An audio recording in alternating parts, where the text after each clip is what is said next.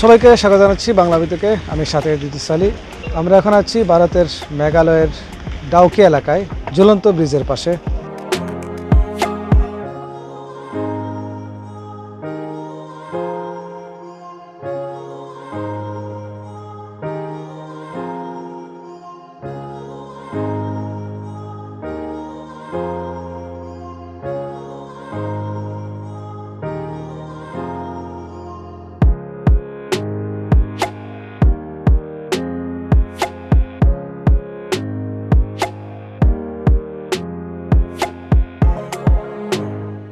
ঈদের ছুটিতে আমরা ইন্ডিয়া ডাউকি বর্ডার হয়ে ঢুকছি হচ্ছে 11 তারিখে, আর আজকে ব্যাক করলাম কিছুক্ষণ আগে।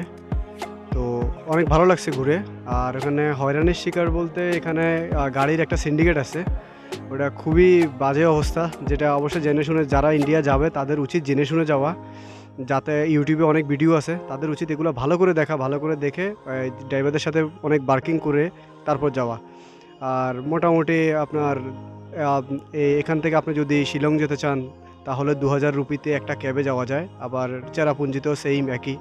তো এইভাবে আর কি আমরা ঘুরে আসছি। তবে আমরা এছাড়া কোনো হয়রানির শিকার নেই, শুধুমাত্র ক্যাব ছাড়া বাকি সব কিছু খুবই ভালো ছিল এবং ঘোরার জন্য খুবই পারফেক্ট একটা জায়গা। যারা পাহাড় পছন্দ করে, ঝর্ণা পছন্দ করে, তাদের জন্য অনেক ভালো একটা জায়গা। আমরা আসছিলাম 11 তারিখে, আমি, আমার ফ্রেন্ড, তারপরে আমাদের আরও কিছু কলিগ আসছে, আমরা সবাই একসাথেই ঢুকছি 11 তারিখে।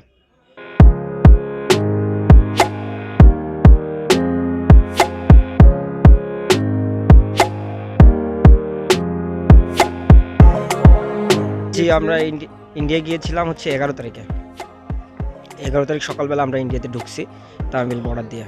এখান থেকে ডাউকি গিয়েছি, ডাউকি থেকে পরে সাইট সিং করতে করতে চেরাপুঞ্জি গেছি। মোটামুটি ভালোই লাগছে। এইটা ইন্ডিয়া যে আছে সাইট সিংগুলো, বিশেষ করে ঝর্ণাগুলো অনেক সুন্দর। আমরা অনেকগুলো ঝর্ণাতে গিয়েছি। একটা ব্রিজ দেখছি যেটা হচ্ছে সবচেয়ে বেশি ভালো লাগছে, একটা ক্লিন ব্রিজ যেটাকে বলা হয় ইন্ডিয়াতে। এটা অনেক ভালো ছিল, অনেক সুন্দর ব্রিজ, একদম পরিষ্কার পরিপাটি। এই ধরনের ব্লেস আসলে দেখা খুব মুশকিল।